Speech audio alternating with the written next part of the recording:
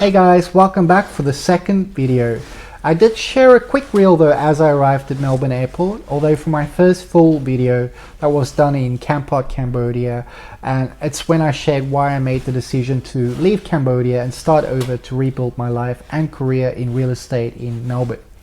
Now that I'm here, I want to walk you through exactly how I got my certificate in real estate practice, which is the first step if you're planning to become a real estate agent representative in Victoria. And just to clarify, I've completed the course and received my certificate, but I'm not officially a rep yet. I still need to find the right agency and secure a role, and that's what I'll be working on next. So, if you're on a similar path or just looking to understand how the process works from start to finish, this video breaks it all down for you. Let's start by clearing up some of the confusion around real estate job titles, because a lot of people think the certificate makes them a fully licensed agent, and that's not exactly how it works.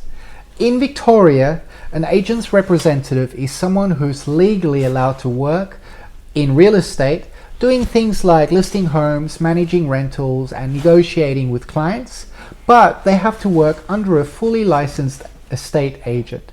You need your certificate in real estate practice to qualify for this role. A licensed estate agent, on the other hand, has gone further. They've completed the diploma of property and usually have at least a year of full-time experience. Once licensed, they can run their own agency, supervise staff, and operate independently. Now, in my case, I'm interested in building a career that includes both real estate sales and auctioneering. So I'm starting off as an agent's representative, building up experience, and down the track, I plan to complete the diploma and become a fully licensed agent. But here's the part most people don't realize. You can legally conduct auctions as an agent's representative in Victoria as long as your licensed employer gives you written authorization. You don't need the diploma just to call auctions. That said, auctioneering is a serious skill. It's high pressure, high energy, and takes training to get it right. So, while I plan to start with the right employer support, I'll also be completing a proper auctioneer course to make sure I'm ready. So, to recap, a certificate means you can be an agent's representative working under a licensed agent.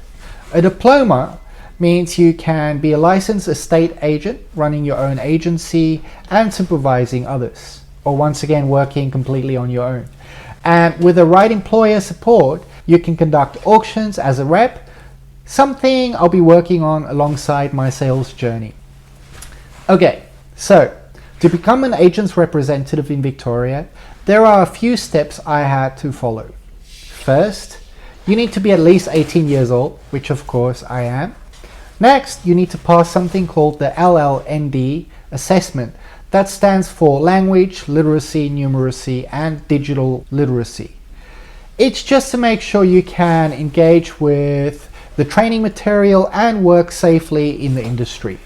Then, before you enroll in any official training, you'll need a USI, which stands for Unique Student Identifier. You can register for one of those online for free. All you need to do is just Google USI registration or go to usi.gov.au. Once you've got that sorted, you can enroll in your certificate in real estate practice, which the code, by the way, is CPP 41419. I did mine through Entry Education, and I highly recommend them. They were flexible, supportive, and the course covered everything from legislation to listing processes, trust accounting, and ethics. It took me about a month and a half to get through it all.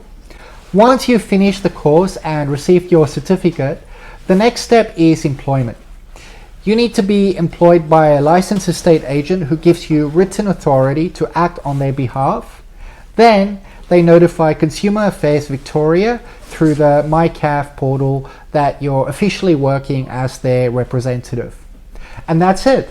Once you're on the books, you're legally allowed to work in real estate in Victoria.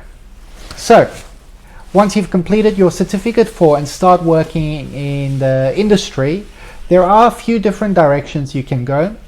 You might be interested in working in residential sales, property management, leasing, commercial or project sales, or like me, you might also be interested in auctioneering as well as real estate sales.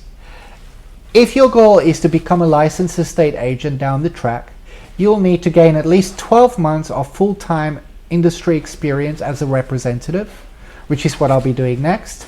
Then complete the diploma of property. That qualification opens the door to running your own agency, supervising staff, and taking your career to a whole new level. So, I hope this breakdown gives you a real feel for how to become a real estate agent representative here in Victoria and what's actually possible even in your first year. Now in my case, I've officially completed my certificate 4, but I haven't started working just yet. I'm in that in-between phase, finished the course, got the certificate, but still gearing up to start the job hunt.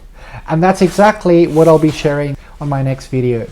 How I'm approaching the search for my role, what I'm looking for in an agency, and what I've learned about finding the right fit. So if you're in the same boat, qualified but still trying to figure out your first move, make sure to subscribe.